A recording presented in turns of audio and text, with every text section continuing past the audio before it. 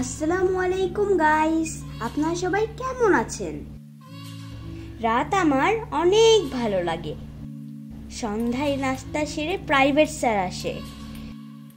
Sir চলে যাওয়ার পর আমার খুব আনন্দ হয়, কারণ এখন শুধু খেলবো আর মোবাইল দেখব।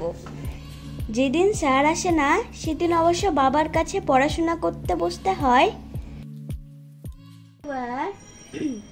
Not but in all sorts of places where books usually মোবাইলে আমি ইউটিউব দেখি, গেম খেলি, আইপিএল ক্রিকেট খেলা দেখি।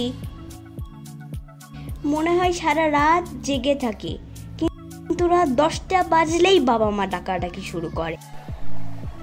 উসমান, যাও, 10টা বাজে, বিছানায় যাও, শুয়ে পড়ো, কালকে স্কুল আছে।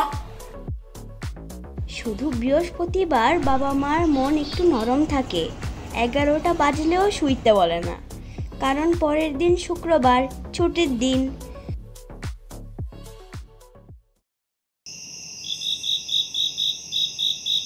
রাতে যখন ঘুম আসে না তখন চিন্তা করি, কবে আমি বড় হব,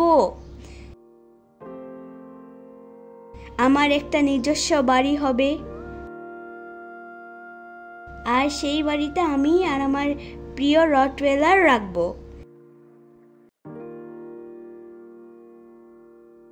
এসব ভাবতে ভাবতে ঘুমিয়ে পড়ি। তো গাইস, কেমন লাগলো আমার রাতের গল্প? কমেন্টে জানাবেন। ধন্যবাদ সবাইকে।